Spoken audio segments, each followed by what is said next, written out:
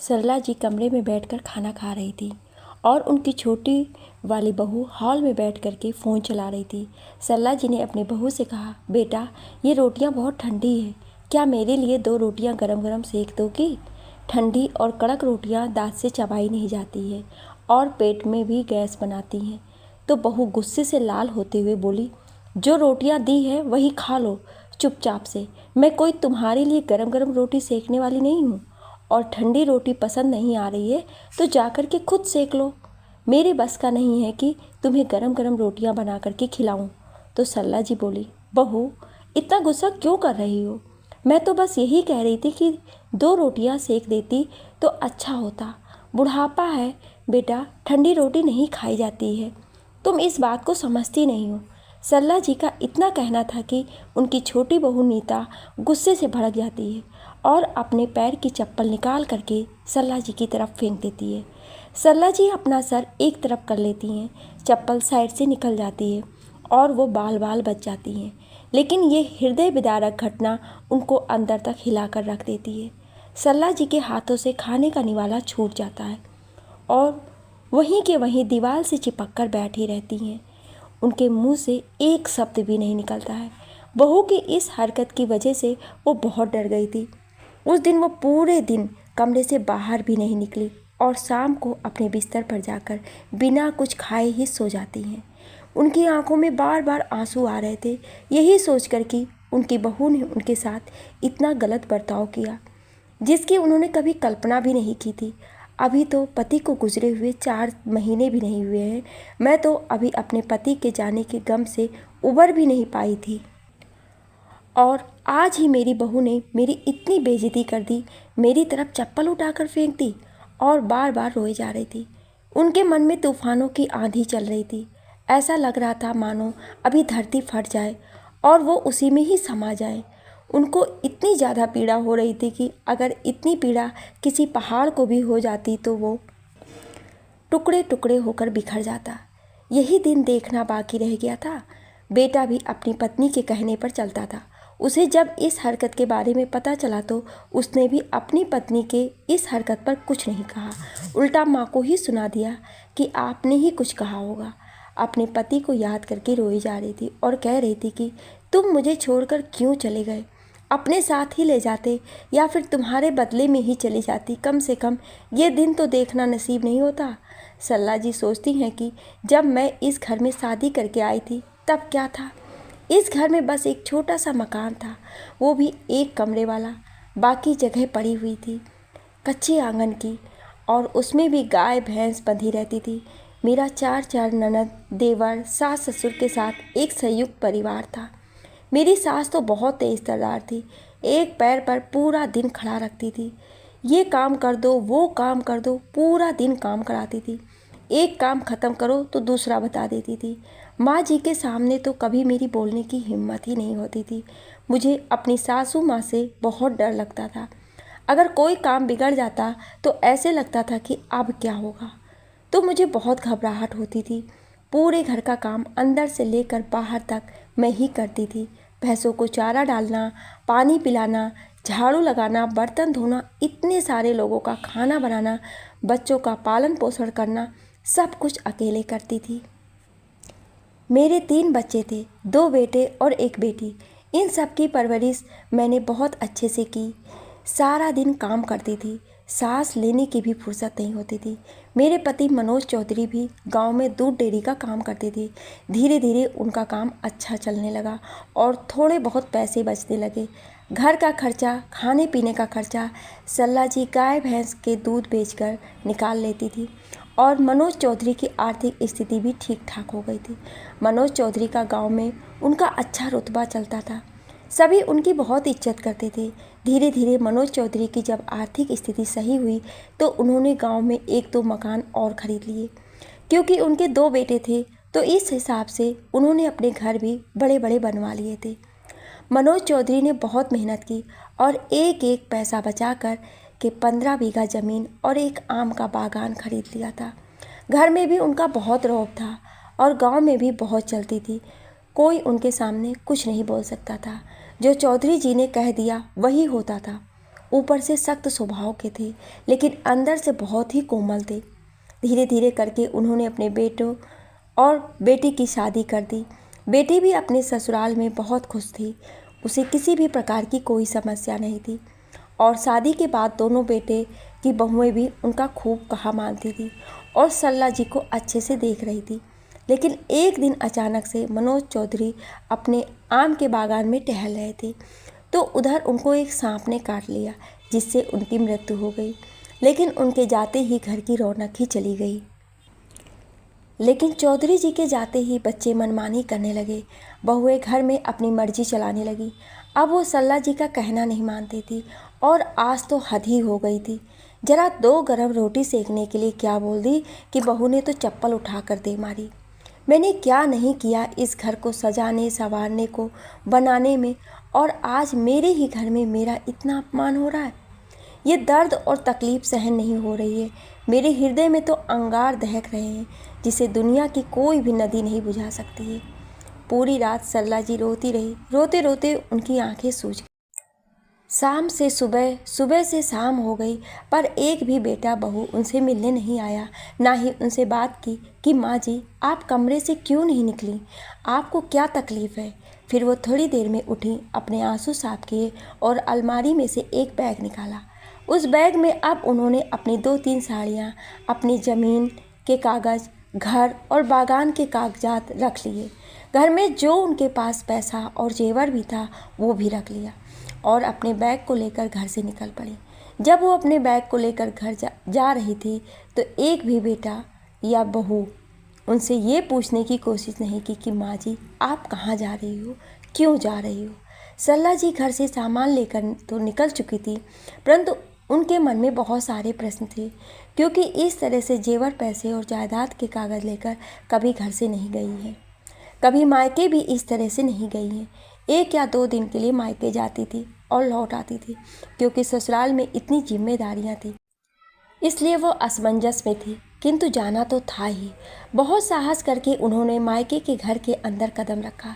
सामने की कुर्सी पर उनके बड़े भाई बैठे हुए थे और चाय पी रहे थे। सरला जी को देखा तो आश्चर्यचकित हो गए और कहने लगे, अरे तुम इधर कैसे। सरला जी मन में सोच रही थी, जब मायके जाऊंगी तो ये प्रश्न मेरे से ज़रूर पूछे जाएंगे कि ऐसे अचानक कैसे आ गई, बिना बताए कैसे आ गई। अरे सरला तुम इधर कैसे, सब ठीक ठाक तो है, सब कुशल मंगल है, कोई समस्या तो नहीं है, घर पर बेटे बहू सब ठीक है। तभी उनकी भाभी अंदर से आती हैं और सरला जी को देखकर खुश हो जाती है। अरे दीदी कितना अच्छा लग रहा है आपको देखकर। और भाभी अपनी बेटी से कहती हैं, बुआ के लिए चाय बनाकर ले आइए। आप अंदर आओ ना दीदी, बाहर ही क्यों खड़ी हो। तो सरला जी ने अपना सामान एक तरफ रख दिया और उधर ही दूसरी कुर्सी पर बैठ गई। सरला जी की भतीजी ने उन्हें चाय बना करके पिलाई, फिर रात में खाना बनाया। मायके आने के बाद भी सरला जी के चेहरे पर परेशानी साफ साफ झलक रही थी। सरला जी के भाई ने फिर पूछा, क्या बात है सरला, कोई बात है जो तुम्हें खाए जा रही है। मैंने तुम्हें कभी इस तरह से आते नहीं देखा है कि तुम बिना बताए अचानक से आ जाओ, और वो भी इतना बड़ा बैग लेकर के। सब कुशल मंगल तो है ना, कोई बात है तो आप मुझे बता सकती हो। नहीं भाई साहब, ऐसी कोई बात नहीं है। तुम्हें तो पता है कि चौधरी जी के जाने के बाद मैंने अपने आप को किस तरह से संभाला है। उनके रहते घर में रौनक थी, पर अब वो घर से चले गए हैं तो घर में उदासी होती है। इसीलिए सोचा कि कुछ दिनों के लिए मायके हुआ हूँ, इसीलिए मैं कुछ दिनों के लिए यहाँ पर आई हूँ, शांति से रहने के लिए। थोड़ा मन भी लग जाएगा, मन हल्का भी हो जाएगा। दुखी मन से उन्होंने कहा, हाँ सरला तूने बहुत अच्छा किया, ये तेरा ही तो घर है, तेरा मायका है, तुझे जितने दिन रहना है रह। तभी उनकी भाभी आ जाती है और सब सरला जी के पसंद का खाना बनाया होता है। सब भोजन करते हैं, फिर वो अपना सामान लेकर के कमरे में चली जाती है। सामान रख करके पलंग पर बैठ जाती है और कुछ देर सोती है, फिर लेट जाती है। नींद तो कोसों दूर थी, लेट कर गहरी सोच में डूब जाती है और बार बार सरला जी को अपनी बहू का वही बर्ताव याद आ रहा था। उस दृश्य को याद करके ही वो सिहर जाती थी। भूल कर भी उसकी नहीं भूल पा रही थी, लेकिन किसी से उस बात को वह कह भी नहीं पा रही थी। उसी बात को लेकर सरला जी अंदर ही अंदर घुटे जा रही थी। उनकी आंखों से बराबर आंसू निकले जा रहे थे। दूसरे दिन सुबह सरला जी जागी तो उनकी भाभी ने नाश्ता बनाकर रख दिया। सब ने नाश्ता किया, लेकिन सरला जी का मन कहाँ लगने वाला था। उनकी आंखें टकटकी लगाए दरवाजे की तरफ देख रही थी कि उनको उनके दोनों बेटे या बहू में से कोई उनको लेने आएगा। लेकिन सुबह से शाम हो गई, किसी बेटे बहू ने उनकी खबर नहीं ली। रात में यही सोचते सोचते उनकी आंख लग गई। दूसरे दिन सुबह जागकर उन्होंने देखा कि उनकी बेटी मिलने आ गई थी अपने बच्चों के साथ। सरला जी के चेहरे पर मुस्कान आ गई। सारे बच्चे उनके गले लगे। बेटे के दोनों ही बच्चे अपनी नानी से बहुत प्यार करते थे और कब तक सरला जी के आगे पीछे घूमते रहते थे, उनकी हर बात सुनते थे। बच्चों के साथ मिल करके सरला जी अपना सारा दुख दर्द भूल गई। उनकी बेटी भी अपनी माँ पर जान छिड़कती थी, बहुत प्यार करती थी अपनी माँ से। जब उसे पता लगा कि उसकी माँ मामा के घर गई है तो वो भी अपने बच्चों को लेकर के माँ से मिलने आ गई। 3 दिन बेटी और बच्चे रुके। सरला जी को बहुत अच्छा लगा, लेकिन उनके जाते ही उनके चेहरे पर फिर से मायूसी आ गई। फिर से चिंताओं ने पहरा डाल दिया। फिर सोचने लगी कि मेरे बेटे और बहू में से कोई मुझे अब तक लेने क्यों नहीं आया, क्यों किसी को याद भी नहीं आया कि मैं घर पर नहीं हूँ, क्या किसी को अब मेरी ज़रूरत नहीं है। ये सब प्रश्न उनके मन में बार बार चलते जा रहे थे। इंतज़ार करते करते मायके में 10 दिन बीत गए, पर उन्हें कोई लेने नहीं आया। सरला जी के घर में तो ये हाल था कि बहुएं तो ये सोच रही थी कि अच्छा हुआ बुढ़िया चली गई बला टली, कुछ ना कुछ काम बताती रहती थी। अच्छा है अपने मायके चली गई। और रही बात ज़मीन जायदाद की, तो बुढ़िया लेकर कहाँ जाएगी, देगी तो अपने बच्चों को ही, करेगी तो अपने बच्चों के ही नाम। सरला जी को अपने भाई के घर में रहते रहते 15 से 20 दिन बीत चुके थे। अब उसके भाई साहब को भी चिंता होने लगी। सरला जी के भाई बहुत ही समझदार, दयालु और बहुत ही सामाजिक व्यक्ति थे और उनकी पत्नी भी बहुत ही संस्कारी थी। दोनों को ये चिंता खाने लगी कि दीदी इस तरह से कैसे आई हैं और अब तक उनको कोई लेने क्यों नहीं आया है, उनके घर में सब ठीक तो है। भाई ने सरला जी के घर पर फ़ोन किया। उधर से उनकी बहू ने फ़ोन उठाया तो वो बोली कि बुढ़िया खुद ही घर छोड़कर गई है, उसको किसी ने नहीं कहा था तो जैसी गई थी वैसे ही वापस आ जाए, हम तो उसको लेने नहीं आएंगे, हमने नहीं कहा था उसको घर से जाने के लिए। अब इस घर में रहना है तो हमारे हिसाब से रहे, हम जिस तरह से खाना पीना देते हैं उस तरह से उनको खाना होगा। अब इस घर में उनकी नहीं चलेगी। बहू की इस तरह की बातें सुन करके भाई भी सन्न रह गया, उनके मुंह से एक भी शब्द नहीं निकला। फिर उन्होंने सरला जी को समझाया कि अगर घर से कोई लेने नहीं आया है तो कोई बात नहीं, वो तुम्हारा घर है, तुम खुद चली जाओ, वो सब तुम्हारे ही तो बच्चे हैं, तुम्हारी अपनी औलाद है, तुम जाओ अपना घर संभालो। सरला जी की आंखों में आंसू आ गए और कहने लगी, भाई साहब मैंने तुम्हें अपनी सारी बात बताई ही नहीं है, लेकिन अब मुझसे सहा नहीं जाता है, अब मैं अपना दुख तुम्हारे सामने रख ही देती हूँ। सरला जी उस दिन के बहू के सारे दुर्व्यवहार को बता देती है तो भाई भी उनकी बात को सुन करके हक्के बक्के रह जाते हैं, लेकिन फिर भी वो अपनी बहन को सांत्वना देते हैं और चुप कराते हैं। सरला जी कहती हैं, मैंने तो सोचा था कि मेरे बहू बेटे में से मुझे कोई लेने आएगा, बहुएं तो बहुएं, मेरे बेटे भी मुझे लेने नहीं आए, लेकिन ये नहीं सोचा था कि वो लोग इतनी जल्दी मुझे भूल जाएंगे। किसी ने आकर के मेरी सुध भी नहीं ली, किसी ने झूठे भी नहीं पूछा, किसी को मेरी ज़रूरत नहीं है। और ये कहते कहते उनकी आंखों से बराबर आंसू निकले जा रहे थे।